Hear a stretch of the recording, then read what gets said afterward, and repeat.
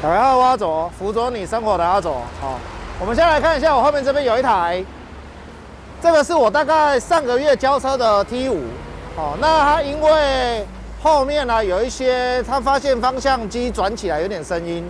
那我们来做故障排除的时候，我发现其实它的方向机是正常的，可是它的避震器有问题。我还没有跟客人报价，没关系啊，反正我先修啊，大不了就自己处理啊，没多少钱。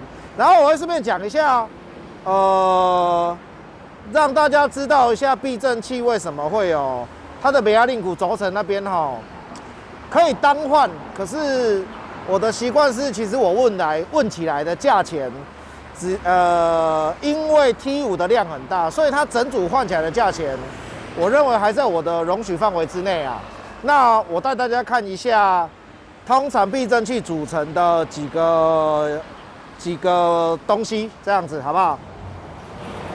师傅再换。好，我们现在看到这是所谓的筒身啊，我用手指的啦。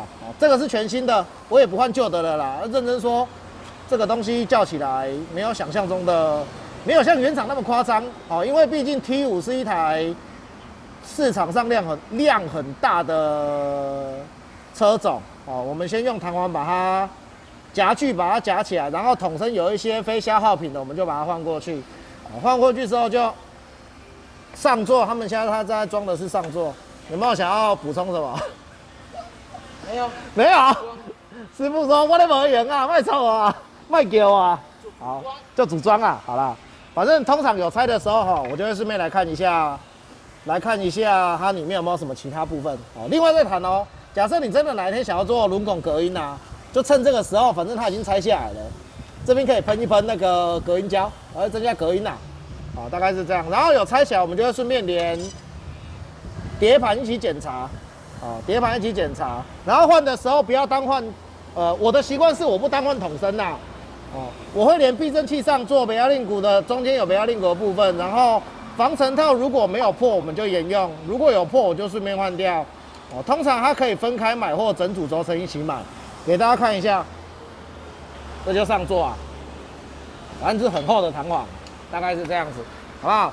没有想象中的进口车那么难养可是你如果要换的话，还是有省一点的方式。这是原本的筒身，它就是在转弯的时候啊，拉动方向盘的时候，里面的那个轴承的部分会有一点间隙，可是它没有坏掉，它其实是没有坏掉的，也可以堪用，筒身也没有漏油。可是想说，反正就有声音听起来就我们就顺便换一换。前轮轴承的部分在那边。大概是这样，给大家看一下。好，好不好？好，就这样。拜拜。要不要打个招呼？拜拜。拜拜。好。